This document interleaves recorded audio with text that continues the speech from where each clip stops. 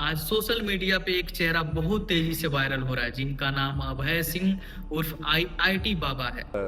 वो चीज़ जिसको माया को मैं छोड़ के आया हूँ आईआईटी अब बार बार उसी माया को मेरे नाम में जोड़ के ये मतलब समझ रहे हो, बाबा भी लगा दिया उसके आगे। जो अपनी सामान्य जीवन शैली को छोड़ करके धर्म के राह को अपना लिए हैं। अब मैं बाबा आपको बोलूं कि इंजीनियर मैं आपको बोलूं, मुझे खुद ही नहीं समझ में आ रहा। और इंटरनेट अथवा सोशल मीडिया पर आईआईटी बाबा के नाम से वायरल हो रहे हैं। बात करूं मैं अभय और IITian Baba, which you like the most? Kalpi से। लेकिन क्या आईआईटी वाले बाबा कहीं अपनी नैतिक जिम्मेवारियों से बचने के लिए धर्म का राह तो नहीं अपना लिए? तो इस बाबा ने आईआईटी बॉम्बे से एरोस्पेस इंजीनियरिंग की है। कायदे से इन्हें नासा में जाना चाहिए, लेकिन ये नशे में चले गए।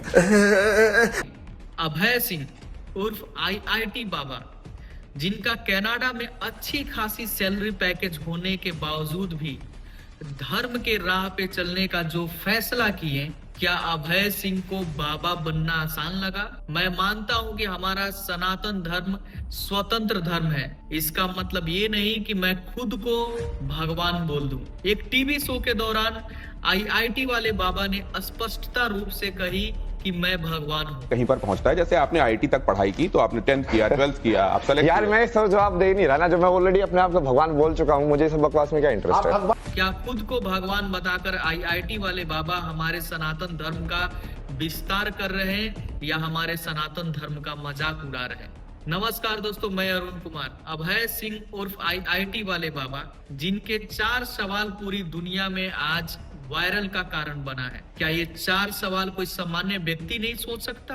दोस्तों, अभय सिंह उर्फ आईआईटी वाले बाबा का मूल्य पहचान हरियाणा राज्य के जजर जिले के एक छोटे से गांव सासरौली से है। दोस्तों, अभय सिंह के परिवार का कहना है कि अभय सिंह बचपन से ही पढ़ने में काफी तेज थे। दूसरी तरफ उनके परिवार का यह स्टेटमेंट है कि अभय सिंह को जब कोई काम पसंद आता है तभी तक वो करता है, अन्यथा उस काम को वो छोड़ देता है। अभय सिंह को 2008 में 731वां रैंक के साथ मुंबई आईआईटी में दाखिला होता है। कुछ वर्षों के बाद उन्हें एक अच्छी जॉब अपॉर्चुनिटी मिलती है, जिसके उपरांत वो कनाडा चले जाते हैं। लेकिन ऐसा क्या होता है अभय सिंह के साथ जो उनकी नैतिक जिम्मेवारियों को भूलने पर वो मजबूर हो जाते हैं और धर्म के मार्ग को अपनाने का रास्ता चुन लेते हैं? लेकिन दोस्तों, मेरा सवाल है, क्या धर्म के मार्ग पे चलने के लिए अथवा सनातन धर्म के प्रचारक बनने के लिए क्या आईआईटी बाबा जैसे 4 सवाल काफी हैं? दोस्तों, अगर आप किसी भी फील्ड में हो, उसका ज्ञान रखना मायने नहीं रखता है। दोस्तों, अगर मैं 10वीं कक्षा में हूं तो क्या 10वीं कक्षा का ज्ञान हमें नहीं होना चाहिए? दोस्तों, अभय सिंह उर्फ आईआईटी वाले बाबा धर्म का राह का चयन तो कर लिए, लेकिन क्या हमारे सनातन धर्म से जुड़े इतिहास, ग्रंथों और वेदों के बारे में उनको जानकारी है? आप एक एंकर हैं, उसके बावजूद भी आपने गीता के श्लोक बोले, रामायण के चौपाई बोले, लेकिन आपके सामने विद्यमान आईआईटी बाबा जिनमें लगा हुआ है, उन्होंने अभी तक एक श्लोक नहीं बोला, एक भी कई रामायण की चौपाई नहीं बोली। पता है दोस्तों, शिक्षक, साधु, महात्मा, बाबा या गुरु, ये एक ऐसा शब्द है जो किसी व्यक्ति के व्यक्तित्व के बारे में दर्शाता है। ये केवल एक शब्द नहीं, बल्कि किसी के जीवन को बदलने और मार्गदर्शन करने के लिए परिपूर्ण होते हैं। आसान शब्दों में कहे तो शिक्षक, साधु, महात्मा, बाबा या गुरु इतनी बड़ी दुनिया में किसी न किसी व्यक्ति के प्रेरणा का स्रोत होते हैं, ना कि आईआईटी बाबा जैसे मन में 4 सवाल लेकर के हजारों वर्षों से चली आ रही हमारे ग्रंथों और वेदों पे सवाल खड़ा करके ये स्टेटमेंट देते हैं कि मैं 5वां वेद लिखूंगा। या चारों वेद में ऋग्वेद, सामवेद, अरे मैं कोई नहीं सुनाऊंगा, मैंने पहले डिक्लेरेशन कर चुका है, मैं 5वां वेद लिख रहा हूँ। दोस्तों, आईआईटी बाबा के कुछ कॉमन क्वेश्चन होते हैं जो वो बार बार हर टीवी शोज में, हर इंटरव्यू में, हर जगह ये कहते दिखते हैं कि दोस्तों, आईआईटी बाबा के कुछ कॉमन क्वेश्चन होते हैं जो वो बार बार हर टीवी शोज में, हर इंटरव्यू में, हर जगह ये कहते दिखते हैं कि मैं खुद को पहचान गया हूँ। क्या इस दुनिया में कोई व्यक्ति खुद को नहीं पहचान सकता? क्या खुद को पहचानने का मतलब है कि अपनी नैतिक जिम्मेवारियों को भूल जाएं? क्या खुद को पहचानने का मतलब है कि हम अपने पेरेंट्स के बारे में अनाप शनाप बोलें? क्या खुद को पहचानने का मतलब है कि हम अपने मौलिक अधिकारों को भूल जाएं? क्या खुद को पहचानने का मतलब है कि हम अपनी जिम्मेवारियों को भूल जाएं?